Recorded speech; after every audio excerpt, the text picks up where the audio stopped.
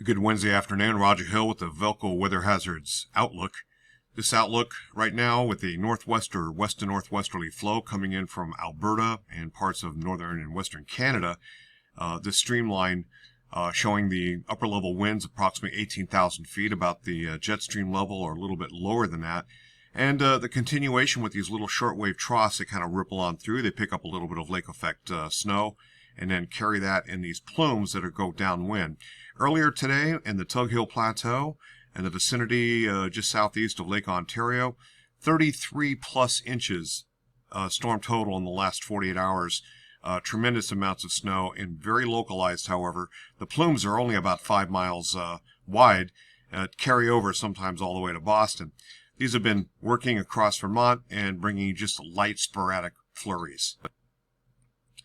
And looking at wind gusts, nothing here to worry about, so winds are out of the picture, but looking at our weather, it's mainly these marginal temperatures that we're seeing. A lot of the warmer air kind of just to the south and west of the region occasionally make a run into our region.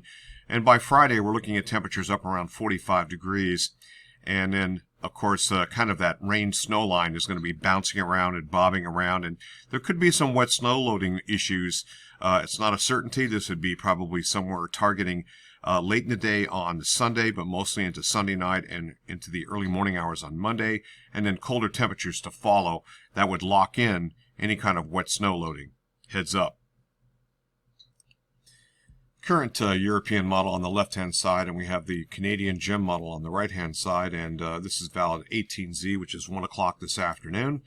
A little bit of lake effect, as you can see, and basically that's pretty much out of here. However, they'll probably continue with minutia across some of our local Green Mountains and northern areas, and then eventually that will dry out on Thursday. And then we get into what should be conditions that would support just some high cirrus clouds, with the best day coming, a good project weather day on Thursday afternoon.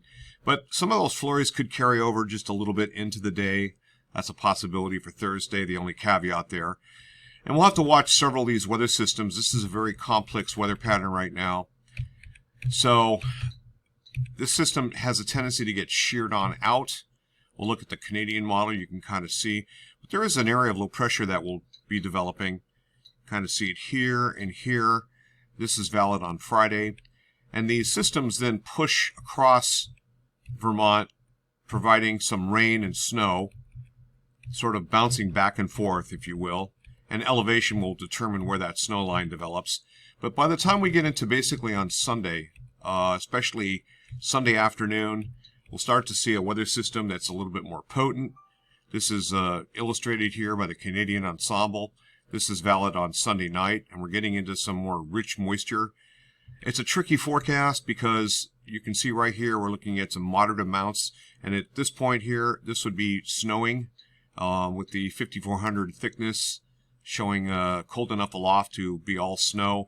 But that rain and snow line will be probably down to the valley floors, and we could accrue some, several inches of snow. Again, that wet snow potential. This does not look as bad as the last go around, but at this point, this far out, you really can't make that determination. After that storm moves on by, things get colder, and we start to see the temperatures fall to basically winter-like levels. In fact, it's looking a lot colder right now once we get past into the middle part of next week. The good news about that, though, as it does get colder, we lose a lot of our utility issues, and even travel issues get a little bit better as you get better grip with the type of snow that falls. It's going to be a lot drier, and so it's something that we can handle for our infrastructure and should not present utility issues, with that main issue really being Sunday night into Monday. We'll have to watch that very carefully. GFS ensemble centered on the grid point of Montpelier. This is the 3-hourly quantitative precipitation forecast, or precipitation over the next, just in a 3-hour period. And we can see that it's relatively minutia here. We dry out for a day, and then we get into it with a return of either rain or snow. It's very complex, as I mentioned. Checking the total QPF, not tremendous, being picked up by the GFS ensemble. You can see minor upticks that then basically get us closer to about 1 inch amounts. Looking at the snow, rain, precipitation type, looks like this. So primarily rain works on in. Then we get a little bit more favoring snow, and this is where we could have some wet snowfall probably about the 4th or so. Nothing giant to see here. We're looking at somewhere about 1 inch to 1.5 inches, and this is mostly combined lake effect with several of the weather systems that will be working on through. And note a very active weather pattern right now in the British Columbia, down in the Pacific Northwest, Northern California. They're seeing the tremendous amounts of rain, a lot of jet stream energy with a series of areas of low pressure that try to spin up just off the coast. A lot of that jet stream energy will go down into the Rockies and then spin up an area of low pressure, and this is what's going to be working through here and being the main utility concern on Sunday night into Monday at the very end of the outlook period. This is 2-meter temperatures right now, and the temperature anomalies show that extra cold across the eastern seaboard, a cool down across the Pacific Northwest, a little bit of a warm up in between. Looking at the total snow depths, this kind of gives you an idea of where things are.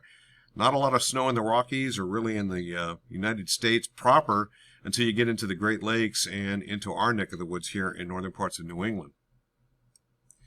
So this is our meteorological output statistics MOS high temperature profiles over the course of the next 5 days of high temperatures. And weighted, we're running about 3 to 6 degrees above normal. About 3 days later, this is what it looks like. We're looking at neutral conditions as we catch a little bit of that colder trend after the early part of next week. And a little bit more of a zoomed in focus on Vermont and northern New England, New York area. We're looking at temperatures already achieving 30 degrees today. That's good news, but still holding out in the mid-20s, probably upper 20s for daytime highs, but nearing 30 or a little bit above 30 for Burlington, Champlain Valley. That's it from here. Roger Hill, Weathering Heights. Thanks for watching.